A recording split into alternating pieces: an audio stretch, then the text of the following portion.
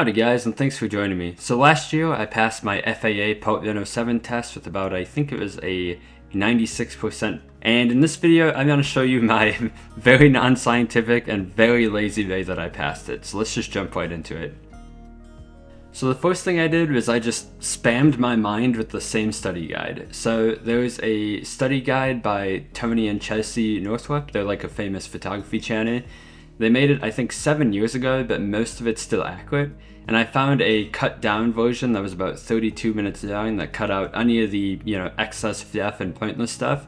And I just listened to that for like 5 hours straight whenever I was driving. So over the course of like a week, when I was driving, I would just play that in the background and just passively absorb that information. Now, I don't consider this really studying per se because it was already wasted time because I was just driving. I couldn't really do anything else as it is. So yeah, I was just kind of passively taking in that information, and obviously it's not as effective as like sitting down and actually studying, but I think it definitely still helped. I'll link the video in the description so you can check that out after this. So after taking in the same video subconsciously about 15 times, I sat down and took some practice tests online. There's quite a few options that you can find by just typing it in on Google, but I used a test from kingsquiz.com. It's pretty good. It's you can adjust how many questions there are, and it's completely randomized. So I did that for about 2 hours straight and just made sure I was like up to date on everything, and anything I didn't know I made sure to look up and do a little bit of research on, just so I could cover those bases that I didn't like subconsciously take in from listening to the YouTube videos. And then the last method I used, this test has an insane amount of just numbers. Like, there's 50 different numbers you have to memorize. Like you can only fly 400 feet above the ground. You need to have 3 statute miles of visibility, 2,000 horizontal feet from clouds, stuff like that.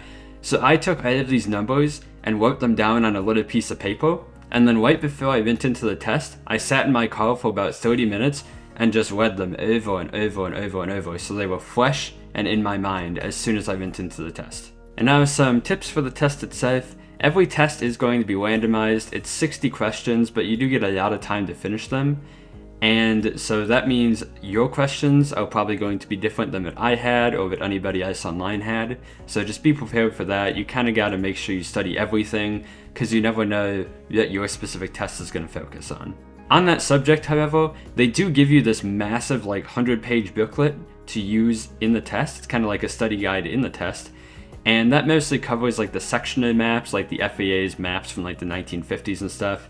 Most of my test was about those, so I was able to use the booklet for most of it. But I would say the booklet will get you about half of your questions answered if you dig deep enough. So yeah, that kind of summarizes it. That's my methodology, my super lazy and easy methodology for passing the Part 107 test. It was pretty easy. I honestly, if you use my method, my lazy method here, I don't think you're going to have any issues passing it. So, thanks for watching, guys. If this video helped you out, drop a like, and when you pass the test, come back to my comment section and let me know. Thanks for watching, guys. Have a great day.